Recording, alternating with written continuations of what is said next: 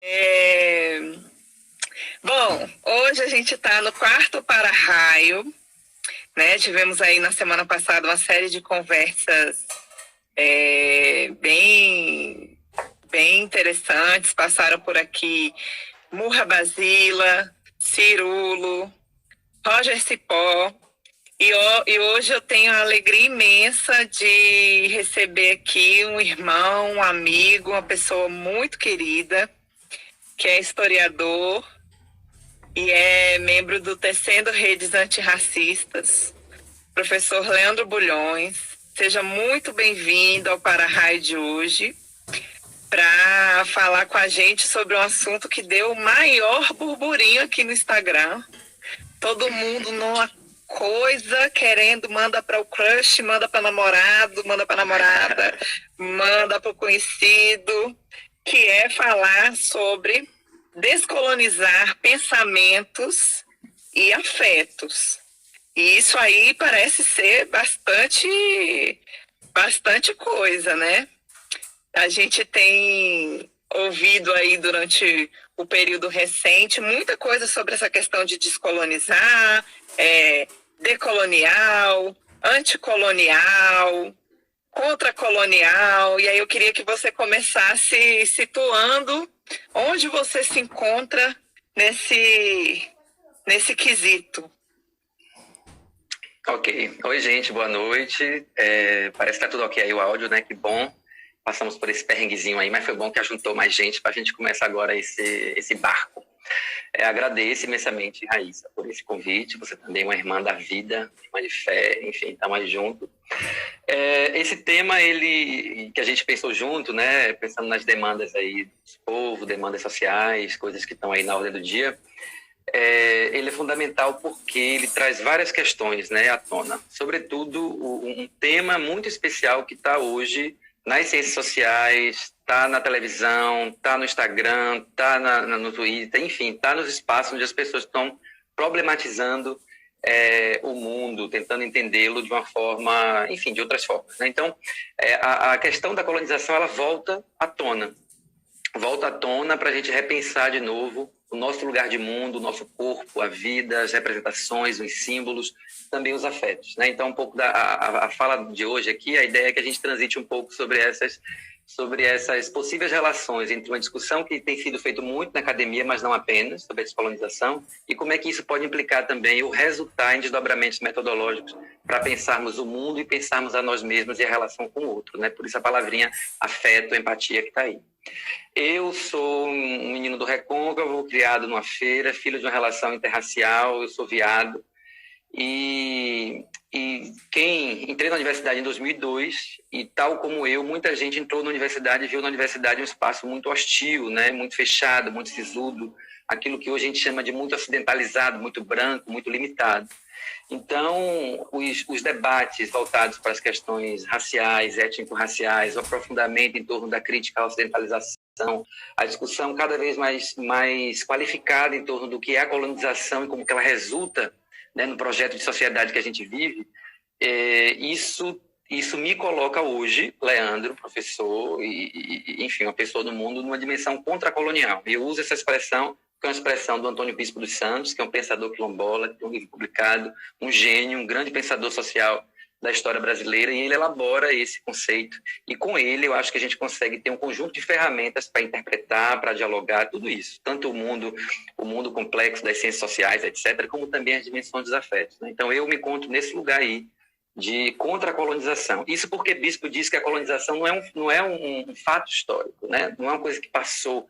A colonização é um processo histórico. Então, essa sacada dele é genial, porque a gente deixa de acreditar na colonização enquanto um fenômeno que acaba, e depois vem o império e vem as repúblicas, e passa a compreender a colonização enquanto uma estrutura, uma máquina, né? um grande engenho que age muito mais do que aquilo que a etimologia da palavra diz, que é lidar com a terra, colonizar uma terra, né?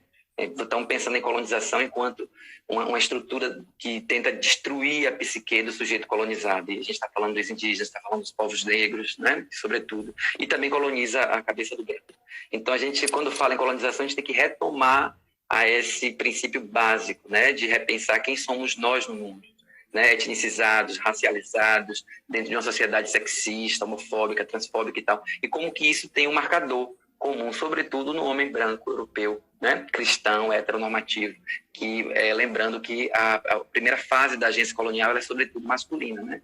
Então, essas chaves, essas reflexões, a ideia é que a qualificação desse debate hoje nos ajude, portanto, a entender melhor e fazer com que a gente seja pessoas melhores, né? Então, o que é que seria descolonizar, né? Então, acho que mais ou menos por aí vem também uma pergunta que é fundamental. É a pergunta que viria em seguida, né? Que deu para entender um pouco onde você se localiza dentro dessa questão, mas então, partindo desse lugar, o que seria descolonizar o pensamento, descolonizar o afeto, descolonizar? Bom, tem uma imagem muito poderosa do Fanon, né? Fanon é um pensador da Martinica, muita gente deve conhecer, que ele pensa a descolonização como um sair da grande noite, né? Aliás, esse nome dá, inclusive, título ao livro de um dos livros do Achille Mbembe, que é um pensador camaronês. Então, o que é sair dessa grande noite, né? Dialogando com o Cabral, amigo Cabral, um pensador, né, guineense, cabo-verdiano, ele também pensa que a colonização ela instaurou uma espécie de noite na história, né? Ela meio que suspende a capacidade dos povos seguirem suas próprias vidas, e aí é uma colonização enquanto uma interrupção, né? Um momento de uma fissura, sobretudo porque a gente está falando de uma colonização que ela é ancorada por um conjunto de instituições. Então, instituições essas que vão existir para tentar controlar a nossa memória, o nosso corpo, a nossa sexualidade, a nossa divindade, a forma que a gente tem de lidar com o outro, de lidar com o mundo, de lidar com nós mesmos. E aí, se a gente estiver pensando do povo negro brasileiro, o povo negro que foi escravizado aqui na diáspora, a gente começa a pensar no símbolo, e eu vou trazer a Grada Quilomba, né? Me permitam, né? Quando ela faz a discussão da máscara que a Anastácia leva, né? Ou seja, daquele símbolo da boca do escravizado que não pode falar, de não ter direito à subjetividade. Então, colonização, dizendo isso para a gente pensar a colonização então como essas tentativas, é bom a gente sempre lembrar que o colonizador está tentando, não quer dizer que ele consiga, né? Então, a partir de todo um aparato institucional, ele vai tentar dissolver, né, e condicionar e congelar a sua psique, as suas práticas. Então, o que seria esse descolonizar, né? Descolonizar, eu gosto dessa imagem, seria aos poucos a gente conseguir interpretar, compreender como que esse peso colonial ainda está absolutamente presente, né? Porque a gente vive um projeto de sociedade ancorada nesses ecos dessa herança que está aí, né? E a partir disso, a gente começar a criar ferramentas, se não criar, a gente reconhecer ferramentas de quem veio antes da gente, que já sobreviveu há mais de 500 anos, né, de colonização. Então, estou falando sobretudo dos povos negros, dos povos indígenas, dos povos de terreiro, povos quilombolas, que dão verdadeiras aulas, né, teóricas e práticas de como que é possível enfrentar a colonização, de como é possível não, de como que eles enfrentaram e de como que a gente hoje pode voltar os nossos olhos para esse passado e tentar reconhecer, identificar. Isso é importante para a gente não acreditar que a gente está descobrindo a pólvora, que está fazendo tudo de novo. Isso não é verdade, né? Quem veio, a gente só está aqui hoje porque quem estava antes da gente teve que gingar, teve que sacar, teve que saber das armas. Então, identificar, saber como é que quem veio antes de nós, o que é que esse povo fez, quais foram as estratégias, quais foram as artimanhas, quais foram os jogos de linguagem. Então, a partir disso, a gente começa a perceber, então, que o processo de descolonização envolve um processo imenso de corpo, de mente, de ação, de estratégias, de cultos, né? Enfim, de saber quem é você, né? O jogo da descolonização é, sobretudo, saber quem você é. Quem é você no meio dessa experiência aqui, né? Desse projeto de sociedade, e a partir de quem você sabe quem você é, como que você move, né? Quais são os próximos passos que você dá. E aí é uma questão fundamental, e a gente pensa na questão do afeto, pensar que vários autores hoje, ao falar de descolonização, vão falar da descolonização enquanto ação. E aí eu quero trazer a grande Bell Hooks, que muita gente aí deve conhecer, quando ela diz que o amor é uma ação também. Então, como que você descoloniza, como que você ama, como é que você se afeta e você cria empatia junto, tudo junto, né? Já que pensar nisso tudo, você pode virar uma bomba explosiva de tanto ódio. Então, como que fazer esse descortinar de mundo pode também gerar potências para o afeto, para o amor, para a reorganização, né, dos afetos, das políticas, né, dos povos que estão aí sobre o rolo compressor do processo colonizador. Então, descolonizar, eu diria, pode ser muita coisa, né, mas eu acho que é, sobretudo, a descoberta de si, né, o direito a se pensar e saber quem você é, saber quem é você nesse jogo e saber, sobretudo, que você pertence, né, a um povo, você tem dimensões étnicas que tentaram apagar de você, você pode sim fazer parte de projetos civilizatórios outros, que não apenas aquele que a sociedade branca hegemônica tenta colocar sobre você. Então, quando você pensa nisso, quando você entende isso, quando você consegue levar isso para a sua vida, eu acho que aos poucos a gente vai seguir nesses passos de seguir uma descolonização que começou antes da gente, né? Que não tem maiores receitas, mas que a gente precisa ver, compreender esse fluxo, né? E tentar ir nele.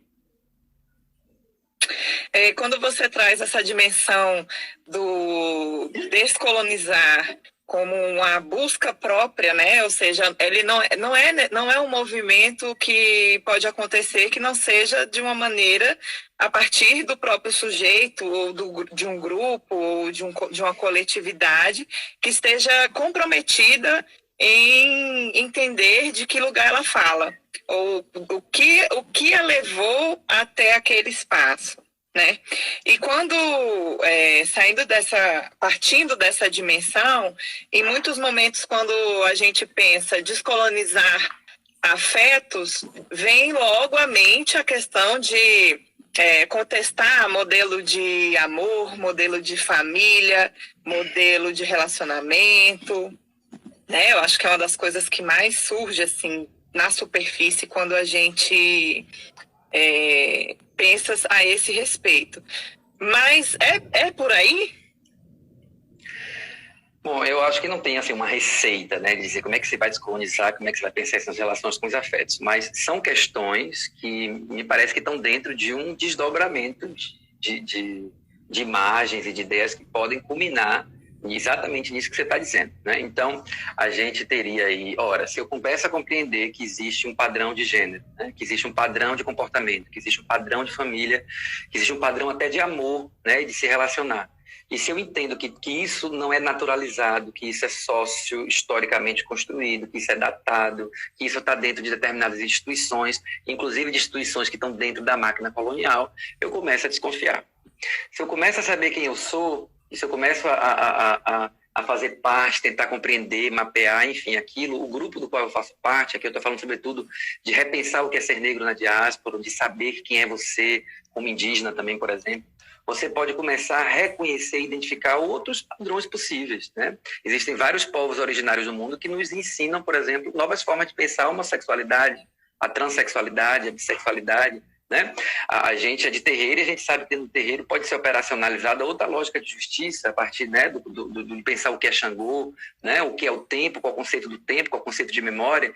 Então, quando a gente começa a fazer esse exercício de crítica colonial e descolonização, a gente pode começar também a mapear e entender que existem outros projetos civilizatórios em disputa, inclusive nesse território, né? E são projetos de civilização, são projetos de sociedade que não são inferiores, que não são meros inventários das bibliotecas coloniais, mas são sociedades, são grupos que vivem. É muito aquilo do que houve a conversa de você, a sua conversa com o Roger Cipó da última entrevista, né? De reconhecer o terreiro enquanto um espaço muito mais do que uma ideia de religião, né? Mas um lugar onde tem um conceito de povo, onde tem um projeto onde tem alimentação, onde tem comida, onde tem uma educação específica.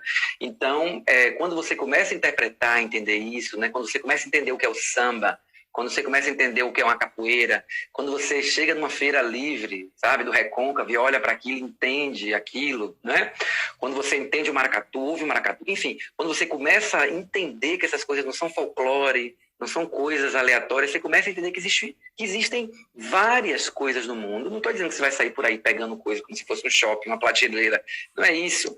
Mas é você começar a descortinar sua cabeça para outros possíveis modelos, possíveis formas de você lidar com o mundo, de lidar com a justiça, de lidar com o meio ambiente. E aí, quando você vai fazer isso, você vai pensar também em possíveis formas de lidar com o seu próprio corpo, com o amor, com o outro, não é? O que é casamento? O casamento tem que ser realmente a dois? Quem foi que disse isso? Baseado aonde? Baseado em quê?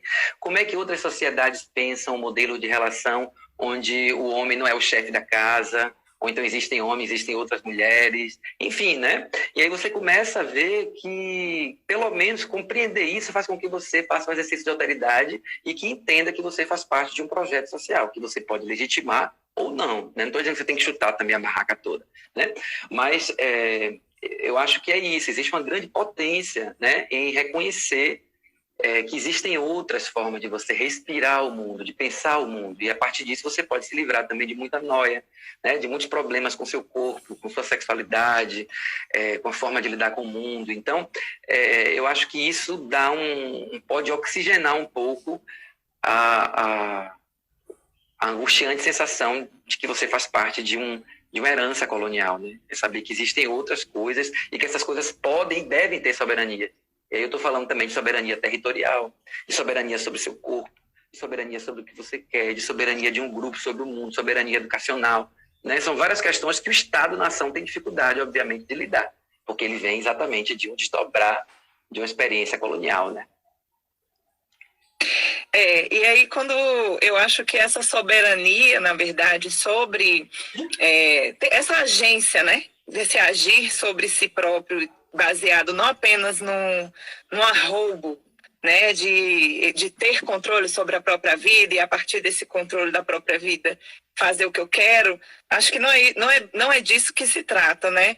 Quando você traz essa questão ligada à dimensão do território, ligada à dimensão do resgate, eu acho que a partir do momento que a gente passa a pensar a própria existência, não a partir da colonização, eu acho que esse resgate traz possibilidades que são um museu, como diria Cazuza, desculpem a referência, mas é um museu de grandes novidades, porque é um resgate de coisas que são nossas, mas a gente não está apropriado daquilo. Eu acho que é muito disso que acontece no encontro das pessoas com religiões de matriz africana, com leituras e usos de medicina tradicionais, de saberes ligados a esses povos tradicionais, a esses encontros com essa ancestralidade, que dão para a gente uma dimensão civilizacional totalmente desligada ou diferente disso que foi colocado como norma para a gente. Você acha que é mais ou menos isso? Entendi esse funcionamento? Claro, a gente está dialogando direitinho aí. Quando essas coisas que você falou aí muito bem, né? O Mbembe ele vai dar 3 palavrinhas, né? Ele vai dizer, olha, a gente só consegue entender o que está rolando aí se a gente trabalhar com pelo menos 3 dimensões, 3 conceitos que ajudam muito a gente, são eles: o altericídio, né? A máquina colonial, para ela dar certo, ela tem que ter o altericídio. O altericídio é o quê? Vem de alteridade, a minha relação com o outro. Então, o projeto colonial ele não lida com a diferença. O branco europeu, para ele lhe ouvir, para você estar perto dele, você tem que mudar o nome, você tem que ser batizado, você tem que acreditar no Deus dele, vestir a roupa dele, tem que ser como ele, projeto de sociedade como o dele, né? Então você mata o outro. Então é um projeto de sociedade que já nasce altericida, né? Que eu não posso reconhecer que o outro tem direito a existir, que o outro não tem civilização, né? Esse é o princípio básico. Ele é genocida. Ele é genocida porque ele também mata os corpos, ele não mata apenas a diferença, ele não consegue conviver com o diferente, ele também destrói. Ora, nesse território onde a gente pisa, aconteceu, sem dúvida, um dos maiores genocídios da história do mundo, que é o assassinato, a destruição, o genocídio dos povos indígenas, que segue em marcha, né? Aí a gente tem o genocídio do povo negro, que a gente sabe muito bem, né, que está em marcha também, de várias formas, né? Enfim, então que continua, não é uma coisa que acabou. Recitando aqui novamente o bispo. E o epistemicídio. O epistemicídio é a dimensão epistêmica, né? A dimensão dos conhecimentos. Então, o amigo Cabral fala, você não mata um povo que se conhece. A primeira coisa que o colonizador chega nos espaços ao longo dos 500 anos, né? Porque ele experimentou aqui no século XVI, XVII, XVIII, XIX, depois no século XX, sobretudo, que acontece no continente africano, e é muito parecido, a estratégia é muito parecida. Você tem que destruir o outro, né? Você tem que fazer o outro acreditar que ele é inferior, que ele é feio, né? Que ele não tem soberania sobre si mesmo, sobre o seu território. Então, a tribo, né? É o processo de tribalização do outro. Então, quando você começa a fazer esse mapeamento, você se dá conta de que você é parte disso aí, né? Você tem uma frase famosa, assim, né, que já circulou na internet, que é você é o sonho dos seus ancestrais. Então imagine quem foi, né, seus bisavós, tataravós e tal, lá no passado, angustiado, da experiência de uma escravidão, né, que tinha outras práticas de morte, né, e como elas desejavam o futuro. Então a gente está aqui hoje. Então, fazer essa reflexão, ela também pode nos levar a pensar sobre a responsabilidade de estar vivo, né? Porque nós seremos os ancestrais do futuro, né? Numa perspectiva, em várias perspectivas africanas, né? A ideia de tempo ela é cíclica, né? Estou usando aqui, me perdoem, né? Parece vulgar, africanas como uma coisa qualquer, mas não. Para vários povos africanos, de fato, inclusive para muitos que vêm para cá, para o Brasil, né? A gente que experimenta o terreiro sabe disso também, né? O tempo, citando o Mateus Aleluia, né? A ancestralidade é uma cobra que morde o próprio rabo. Então, o presente é como se fosse esse momento onde a gente encontra quem a gente foi ou entre aquilo que a gente será também. Então, quando você pensa nisso tudo, qual a responsabilidade que você tem sobre sua vida? Eu acho que essa é uma questão fundamental do processo da descolonização. Qual a responsabilidade que você tem com o seu povo, né? De que forma seu povo foi atacado, destruído, genocidado, enfim, ao longo do tempo, e de que maneira essa consciência hoje pode lhe dar potência para reorganizar o seu povo, que a gente precisa entender, né? Por que o povo negro é o que mais morre, também é quem mais mata, né? Quem está nos meios, né, da desgraça, nos presídios, nos lugares de violência. Por quê, né? E aí Bell Hooks, mais uma vez, tenho que citar ela fala disso naquele texto clássico dela, Vamos Viver de Amor, Falar de Amor. Quando ela diz, olha, a gente vem vivendo de amor. Ela fala, nossa, a gente está vindo de um processo de violência e de objetificação que é histórica e que ela vai se ressignificando ao longo do tempo, né? Todo mundo aqui, todo mundo que é negro, tem história de pai, mãe, avô que espancou, que bateu, que dizia chore, engula seu choro. Era a fala do Capitão do Mato, né? Era a fala é isso que a Bell Hooks vai dizer. Então, como é que a gente reorganiza isso, né? Como é que essa consciência ela pode gerar potência para o agora? A Luciane Brito, que tem um canal Me Despacha aí em Salvador, uma baiana, uma amiga, outro dia ela me falou uma coisa muito profunda que eu nunca tinha pensado, né? Ela falou assim, não, o povo negro também tem dinheiro. Ele fala, o povo é pobre e tal. Ela falou, não, existem famílias negras que tem pessoas ali que tem 3, 4, 5, todo mundo trabalha, todo mundo tem dinheiro. Por que o povo negro não sabe gerenciar o dinheiro, né? Ou está usando esse dinheiro para quê? Ela me falou assim, Leandro, a gente precisa discutir a memória da mercadoria desse corpo. Eu nunca tinha pensado nisso, né? Um corpo que já foi mercadoria, que tinha um preço e que está ainda provavelmente nessa lógica, né, de quanto vale, sei lá. Claro que é um debate muito mais profundo, né?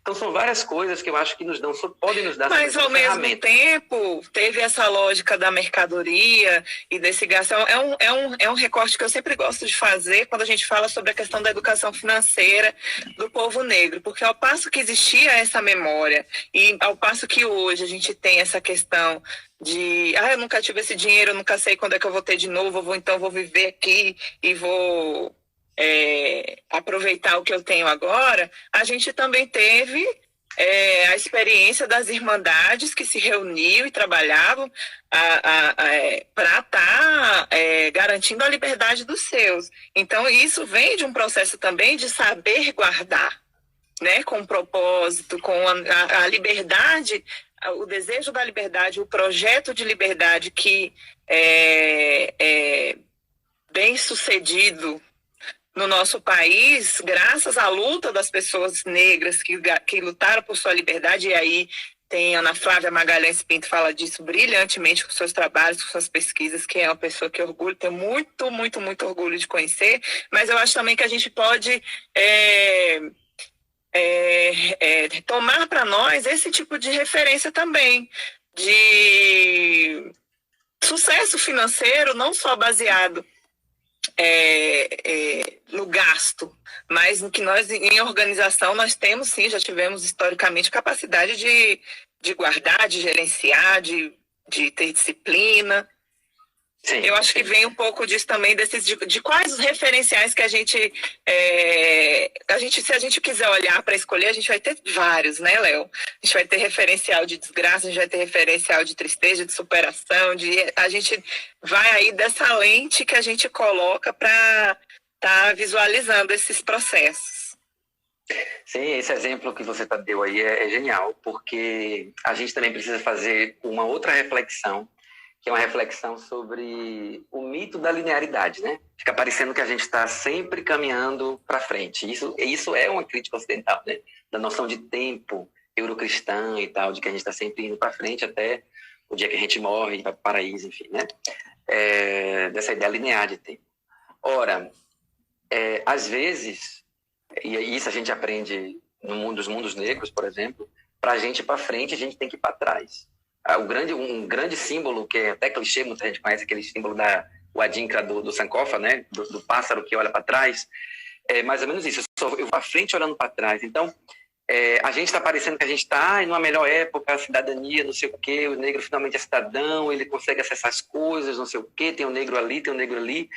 Mas, do ponto de vista de reflexão sobre ciência política e se amar, se afetar, ora, se a gente vai no passado, a gente tem grupos que dão aula na gente, né? A gente tem exatamente as irmandades, os clubes negros, os quilombos, os terreiros. Imagina que é você manter um quilombo, que até pouco tempo atrás era considerado uma coisa criminosa, né? O terreiro também até pouco tempo atrás era uma coisa criminosa. E as pessoas tinham a capacidade de se reorganizar, de juntar dinheiro numa época da escravidão, de comprar terreno junto, de comprar e fazer espaços, né, de ritos, como é o caso dos terreiros, depois dos quilombos. Então isso diz muito sobre a nossa necessidade hoje de voltar ao passado. É uma crítica que eu vejo muita gente aí da minha geração, eu tenho 34 anos, volta e meia eu vejo gente que tem 50, 60 falar, esse pessoal aí que tem 30, eu me lembro, né?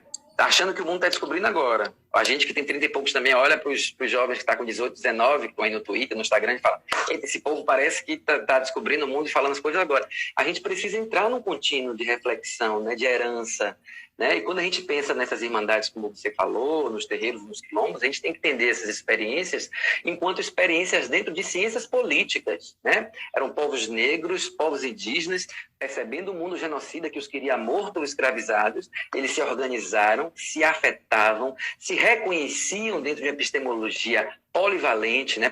Plural, como diz o bispo, e a partir disso, né, conseguiram sobreviver. Então, a gente precisa reaprender com o que veio antes da gente, né? E reaprender, inclusive, a amar. Porque o que não falta quando a gente vai na história são relatos, são narrativas de grupos que, em torno do reconhecimento da humanidade, que isso é fundamental para o dia de hoje, para a gente pensar também de humanidade. Quando eu reconheço meu irmão ali, que está na situação de escravidão, que eu vou trabalhar, eu vou ser quitandeira, eu vou ser, enfim, vários, né, tipos de ofício que a galera podia fazer para juntar dinheiro para ir comprando, né, as liberdades dos irmãos, dos cunhados, dos filhos, do pai e tal. E todo esse processo da luta pela escravidão até conseguir, né, a abolição. Nada disso teria acontecido sem amor. Né? E a gente não está falando de um amor clichê, um amorzinho, não. A gente está falando de amor enquanto capacidade de reconhecer a humanidade no outro. Né? E a partir disso, é um amor enquanto ação. Um amor enquanto ação. Né? E é um amor que, como você diz, a gente não vai pensar toda essa dimensão epistêmica e dizer assim, a partir de agora eu vou fazer tudo o que eu quero, está tudo livre. Não! A ideia é que essa consciência ela te potencialize a sua noção de comunidade. E aí tem muita gente hoje, por exemplo, na quarentena, dizendo, ai, que tédio, eu não sei o que fazer, não tenho o que fazer, não sei o que fazer. Você que está aí entediado, por que você não tenta mapear, por exemplo, os movimentos sociais que estão perto de você na sua sociedade, na sua cidade, né? O que é que o movimento negro unificado da sua cidade está fazendo, né? O que é que a pastoral carcerária está fazendo, por exemplo, dentro de, porque eu não sou católico, eu não vou brincar. Não estamos falando disso, a gente está falando de situação de pandemia. O que você pode fazer para, nesse contexto, onde a gente está aí desenhando possíveis mortes, né? Enfim, genocídios, desgraças, sobretudo para os nossos. O que você tem feito para isso, além de ficar em casa vendo meme, dando risada? Eu não estou aqui dizendo que a gente obrigatoriamente tem que fazer coisa, não quero gerar gatilho em ninguém aí. Mas eu estou dizendo assim, gente, vamos pensar, né? Como é que esse amor pode ser prática, como é que a gente pode se reafetar e como que a gente pode dar pequenos passos. Como, por exemplo, isso. Eu falei isso porque eu fiz isso. Eu estava aqui só reclamando de tédio. Quinta-feira eu falei, como é que tá o MNU está fazendo o quê aqui em Fortaleza? Liguei, entrei em contato com o pessoal do MNU, eles estavam fazendo umas cestas, comecei a correr atrás, consegui 14 cestas aí com meus contatos. A gente está fazendo uma coisa, está fazendo outra, está pensando em fazer máscara para o pessoal, né, que fica em situação de cárcere, né? Por quê? Porque eu vi a live do pessoal do Reaja em Salvador, vi o que eles estão fazendo lá. Então a gente precisa se reconhecer, né? E é isso, eu acho que não tem muita receita, mas eu acho que é a gente está sempre tentando saber quem a gente é dentro dos espaços, né? E Aninha Urach fala uma coisa que é muito forte também, pensando nessa questão do afeto e da reorganização do povo. Tudo que você fizer, pensar assim, o que isso aqui pode ajudar para que o meu povo não morra? Para a reorganização do povo, para que a gente consiga se ver novamente enquanto comunidade. Então, acho que isso são dicas para a gente pensar nas nossas práticas cotidianas de várias formas, né? Profissionais, afetivas, na rua, numa festa, num bar, dentro de casa, numa experiência de quarentena. Tudo isso são lugares de reflexão. Uhum. Eu vou dar uma olhada aqui no que o pessoal está falando. Regijorne. Léo, você propôs um enfrentamento ao processo de colonização. Que caminhos você percebe como possíveis para esse enfrentamento pelos povos negros diante da operacionalização do racismo tão efetiva?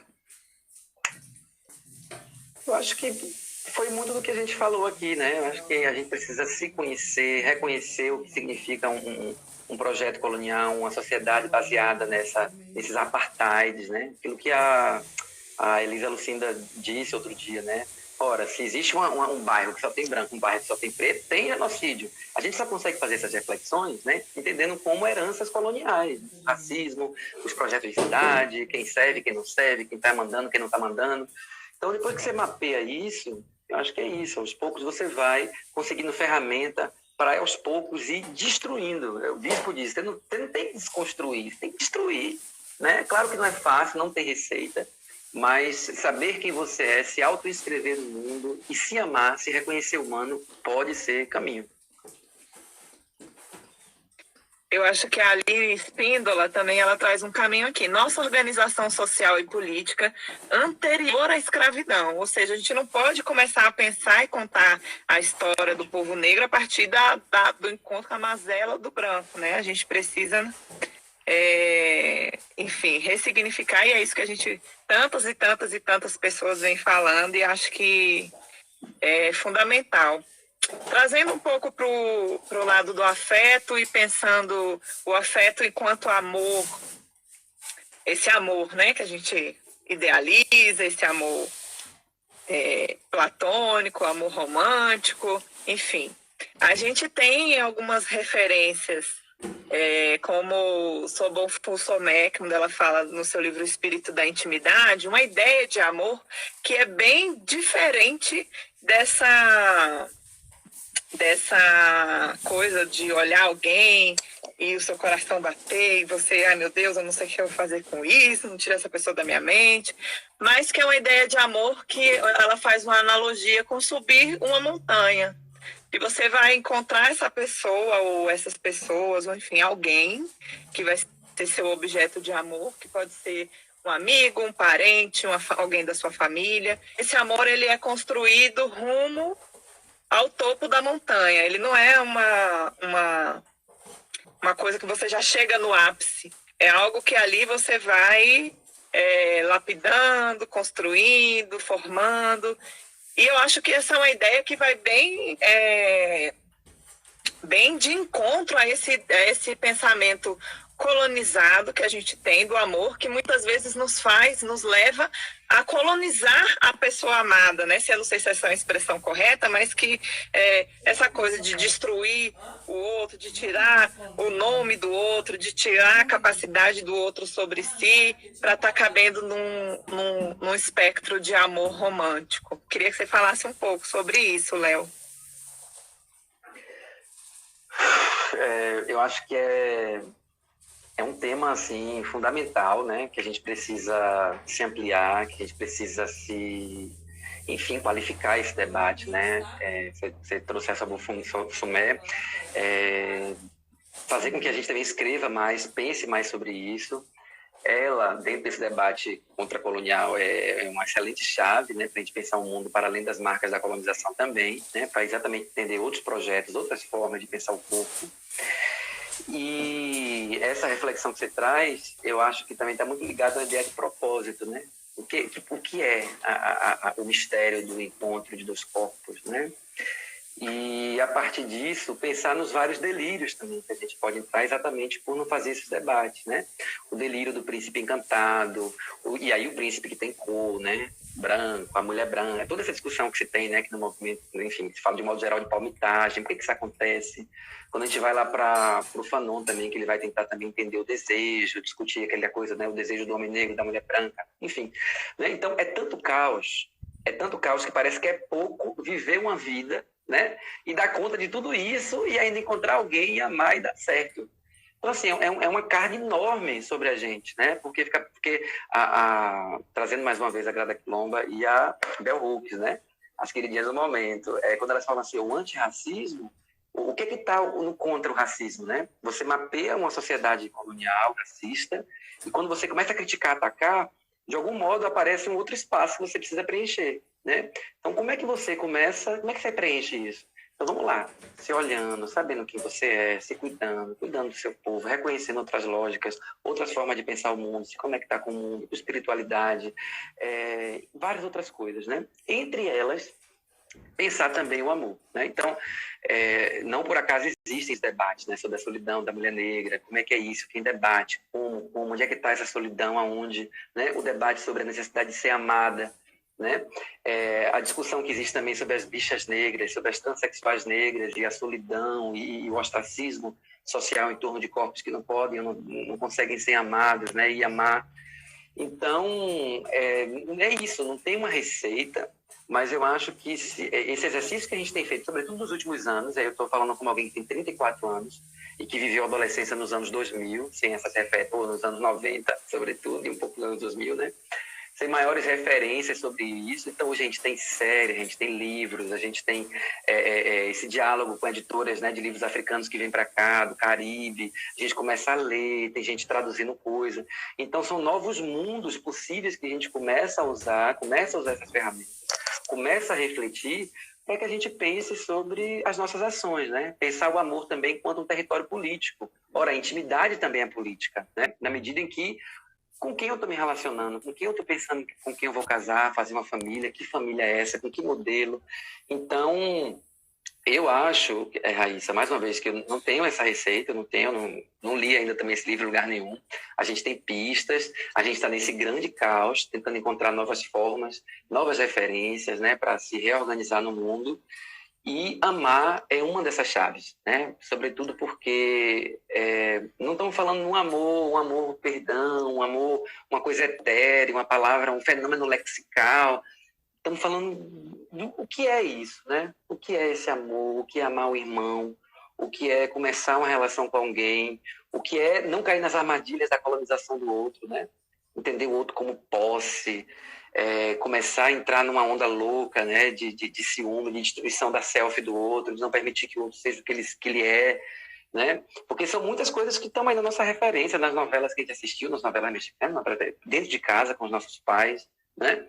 Vários modelos de relação que muita gente diz aí que está falida, né? E que não é fácil, né? Eu sou um homem homossexual de 34 anos que estou aí também tentando amar, né? E não estou aqui com nenhuma receita, mas todas essas discussões, essas leituras, pensar isso do espírito da intimidade que você falou é extraordinário, né? Ou seja, começa a gente pensar sobre como é que nos ensinam aqui pra gente, que tem que começar do nada, se apaixona amor à primeira vista, calma, né? Como é que se constrói isso? E, enfim, amor enquanto construção, enquanto vislumbramento de propósito, eu acho que tem muita coisa aí pra gente pensar. Cambum do 76. Ah, meu irmão, Adneuson. Amores idealizados, felicidades projetadas, relações regradas e domínio do outro ou da outra. Bases judaico-cristãs, ocidentais, iluministas, doutrinas coloniais. Ó, já dá um título de um estudo, viu?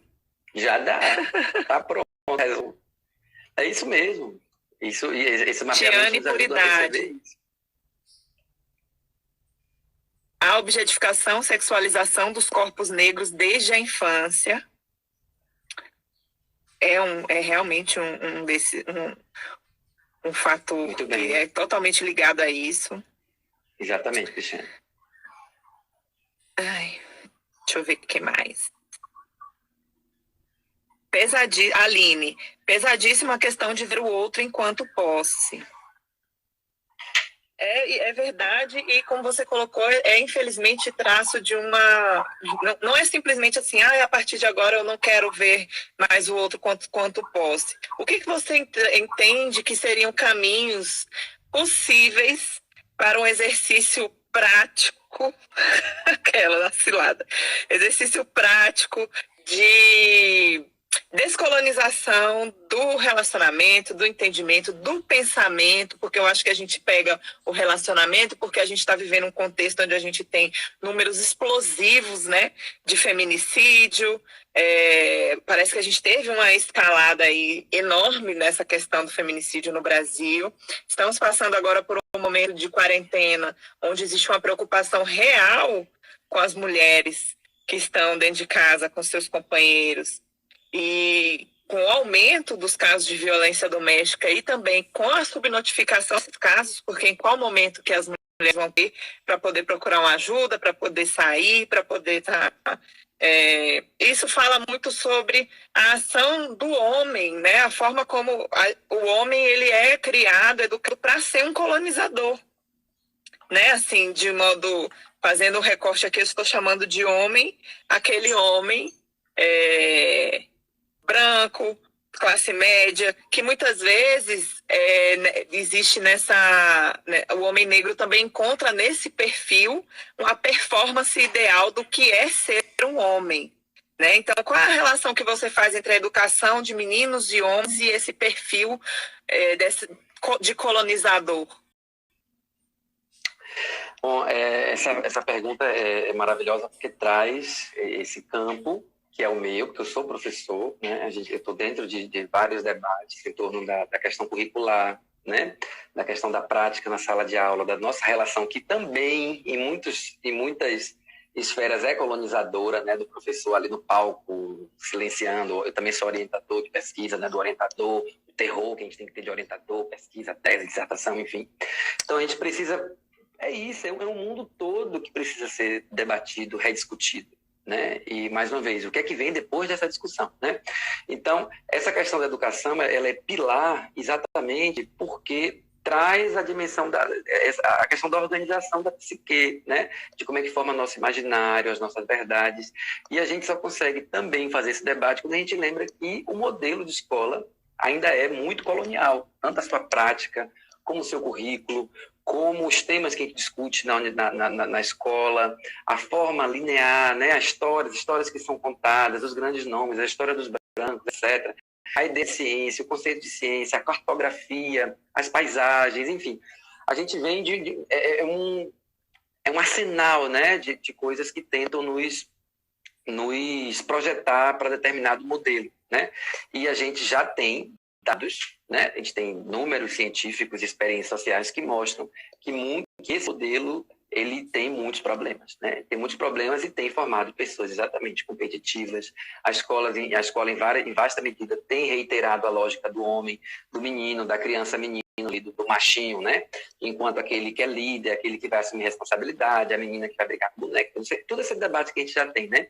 Então, como é que a gente consegue pensar isso, né? Se a própria escola tem sido esse espaço de reiteração, em larga medida, de heranças coloniais. Então, acho que a gente tem que pensar, sobretudo, na diferença entre escolarização e educação. Então, uma coisa é pensar a forma como nossas crianças estão experimentando a escola e como que a gente também pode debater no Conselho Nacional da Educação, no MEC, na Secretaria de Educação, na escola, nas universidades, e tentar mudar isso. Isso é uma luta. Uma outra coisa é a gente identificar que existem outros locos de educação. Né? O rap é um lugar de educação, o movimento social é um lugar de educação, a sua casa, obviamente, o pai e a mãe, né? Um terreiro, um quilombo, uma aldeia. Né? Então, e pensar que existem espaços educacionais onde as coisas não são explosivas desse jeito, né? Onde outros valores são cultivados. Então, quando a gente faz esse debate sobre valores falidos ou em processo de falência, e que a gente não quer mais, a gente precisa começar a disputar outras coisas, né? Então, quando a gente consegue entender que o homem ele pode ser outra coisa, né? Que a experiência da masculinidade ela pode ser outra, que as experiências de feminilidade também podem ser outras, e a gente tem feito esse debate, né? Acho que a gente vai ampliando as capacidades de formação, né? Porque é isso, não basta dizer, a partir de hoje eu não vou ser ciumento. A partir de hoje eu já sei que para não colonizar o outro eu tenho que fazer isso, isso, isso, isso. Mas não, a gente não tem um botão, né? O botão da descolonização, o botão, né, que vai acabar o sexismo, vai acabar o racismo. É uma luta enorme que envolve, e aí a gente volta no início da conversa, né? Envolve exatamente saber quem é você. Quem é você, que projeto social você está legitimando, né? O que você quer, o que você faz pelo seu povo, quem é você, o que significa ser negro no século XXI, o que significa ser indígena no século XXI. Não estou dizendo que existem modelos essencialistas sobre isso, mas que a gente precisa pensar sobre isso, ler sobre isso, mapear um repertório de literatura, de coisas, de oralidade, de conhecimento, de prática, de corporeidades sobre isso, pode nos dar ferramentas para sermos pessoas melhores, né? Pessoas que odeiam, porque a gente também tem que ter o direito a odiar e sentir ódio das coisas que estão aí, mas que também que possam saber amar, né? Quando eu amar, como eu vou amar quem, quando e como, o que é que significa amar, né? Então, mais uma vez, não tenho receitinha, não tenho um caderninho aqui de autoajuda, né? Estamos pensando aqui amor como um fenômeno social de reorganização de comunidade, sobretudo, né? Então, me parece que aí, a partir de tudo isso que a gente está discutindo, a gente começa a perceber uma dimensão política que precisa ser refinada, qualificada, e claro, as pessoas vão fazendo isso de diferentes formas, né? A partir de suas referências, do que elas querem. Uhum. E quando você traz essa questão do direito a odiar, é importante, eu acho, que também esse ódio ele traga uma perspectiva de ação. Assim como o Bell Hooks coloca que o amor ele precisa ser ação, o ódio também, na mesma medida, também precisa ser uma coisa direcionada. Não é apenas um ódio pelo ódio, como a gente vê e já experimentou e vê que o ódio pelo ódio não é algo que é construtivo e que nos leva a muitos lugares, né? Mas que a gente pode canalizar isso de uma maneira produtiva, inclusive nesse exercício de modificação da realidade, de transformação da realidade a partir de ações concretas, como você sugeriu. Eu queria dizer que a gente está chegando no final da nossa primeira hora. Vou falar assim, primeira hora, porque eu queria saber, Léo, como é que está você de disponibilidade, se você quer continuar nessa conversa ou se você quer que a gente vá já encerrando. Não, eu não posso nem dizer que tenho compromisso, que eu vou ter que sair, que vou fazer alguma coisa, que eu estou em casa, estou de quarentena e eu estou absolutamente dedicado a você essa noite, tá? A vocês. Estou aqui na live, vivendo essa experiência gostosa aqui. Beijo, gente! Bom que vocês estão aqui. Pode ficar à vontade, ainda. Se tiver mais questões aí, né? Eu vou dar uma lida aqui no que o pessoal está colocando, porque eu também a gente teve tantos problemas técnicos que eu fico com medo de abrir outra live e a gente não conseguir encaminhar também. Tô falando, Isa. Retomar o amor é também retomar nossa coletividade. O individualismo nos mata. Jaciara, organize sua raiva.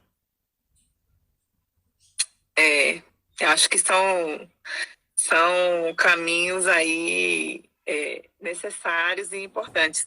Léo, o que você acha de a gente já ir se organizando para ter uma outra conversa? Porque esse assunto aqui, ele dá pano para manga, e você é de casa, então você está sempre convidado aqui do Para-Raio para a gente estar falando sobre diversos assuntos.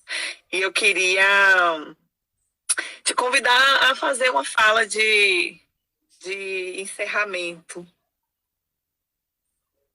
Tá bom.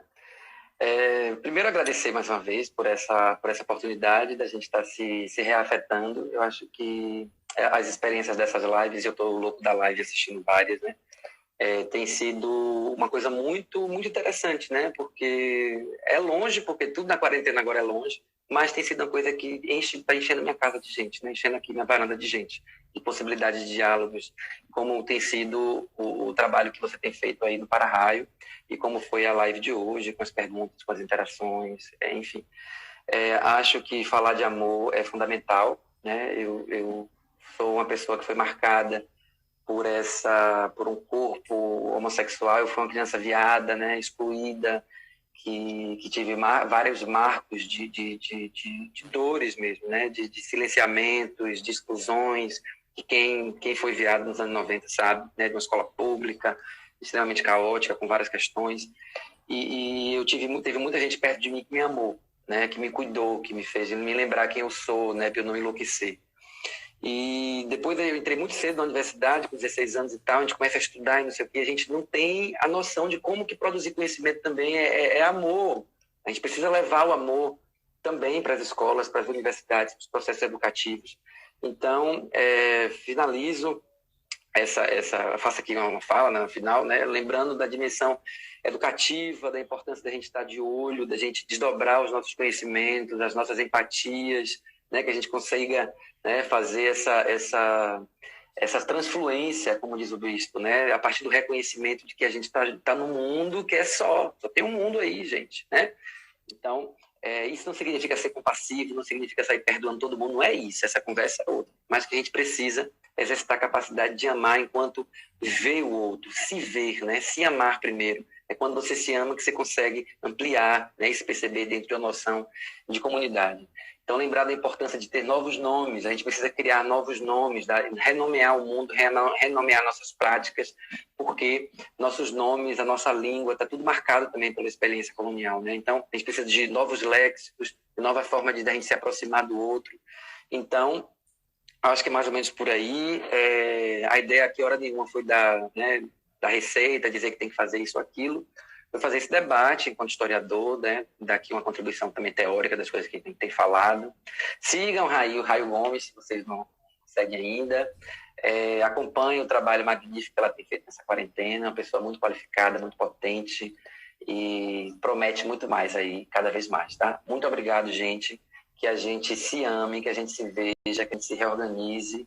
Essas coisas, elas não são só palavrinha de ordem, não, né? Elas precisam estar na nossa forma de ver o mundo. E isso não é exatamente, não tem um botão para que isso aconteça. Realmente um exercício. Vamos nos consumir, vamos nos ver, vamos sacar o que está acontecendo. Enfim, né? Já estou meio que saindo até do papo. Mas obrigado. Um beijo aí para todo mundo. Tenhamos uma boa semana. Bora lá. Eu também queria te agradecer muito, Léo, pela disponibilidade, por essa aula, que foi uma verdadeira aula, né? Essa troca aqui hoje nossa. E dizer que eu acho que o que ficou para mim hoje dessa nossa conversa é justamente de que esse processo de mudança, ele é incômodo, ele é difícil, ele exige esforço e a gente precisa, cada um de nós que tem um compromisso com a mudança da ordem do dia, com a mudança do mundo, com a transformação das coisas que a gente já viu que estão comprometidas, falidas, enfim, não estão dando resultado. O compromisso com a transformação da sociedade, ele é realmente um compromisso. E para mim é uma honra viver e conviver com uma pessoa que tem esse comprometimento, como é você, que em todas as ações da sua vida, do seu dia, das suas coisas, são pautadas por uma lealdade, um compromisso total com essa transformação. Eu quero dizer que é muito orgulho para mim ter você entre as pessoas da minha vida e agradecer a todo mundo que ficou aqui, que teve paciência com a gente aí com os nossos problemas técnicos e que é isso. É agradecimento e saber que é ótimo ter você para todas as próximas. E você vai ser figurinha carimbada aqui no Para-Raio, hein? Obrigado, tá bom. Um beijo, gente. Boa noite.